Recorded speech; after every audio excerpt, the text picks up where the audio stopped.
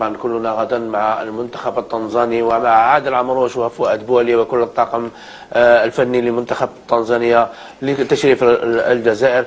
وإذا المشاهدين الأفاضل A few moments later.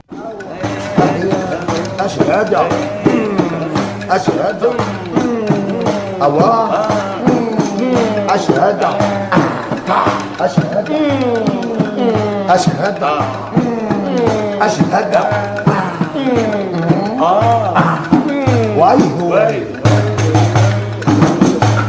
ونعم متابعينا الكرام، كما سمعتم في بداية الفيديو قال لك يا سيدي نتمنى الفوز للمنتخب التنزاني وتشريف الجزائر باش بهذاك المدرب العوار اللي عندهم اللي خرج في تصريحات يقول فيها على أن المغرب يتحكم والكولسة والجوسسة. الآن شفنا الكولسة والجوسسة على أرض الميدان، شفنا تيكي تاكا، شفنا اللعب، شفنا الاحترافية، شفنا الخطة المدروسة ديال وليد الركراكي اللي أتت أكلها في نهاية المطاف، وشفنا الأداء كذلك ديال اللاعبين المغاربة اللي كانت عندها الكلمة العليا في نهاية المطاف.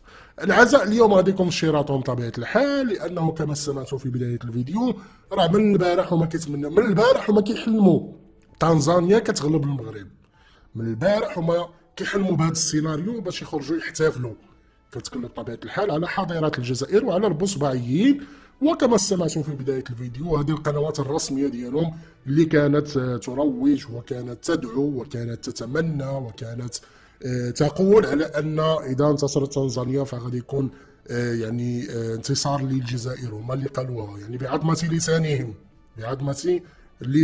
بطبيعة الحال عندهم ذاك المدرب ديال اللي كيدرب تنزانيا، هما اللي منوضين به الفاخر ونوضوا به الصداع هاد الايامات والتصريحات ديالو اللي تهجم بها على المغرب، واللي غادي تكون السبب في نهايه المطاف في طرده من التدريب ديال المنتخب التنزاني.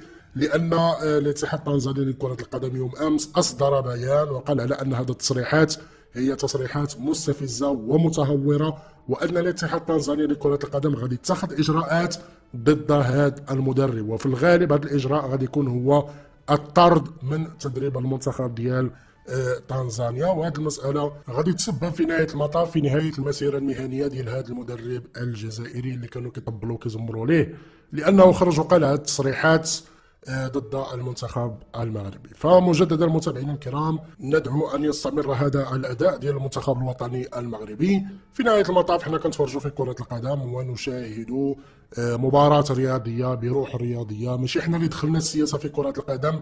الحاضره هما اللي بداو هذه المشاكل، هما اللي بداو هذا الشيء هذا، وبالتالي هما الان اللي كياكلوا الترفيق وكياكلوا الانتكاسات والصفحات.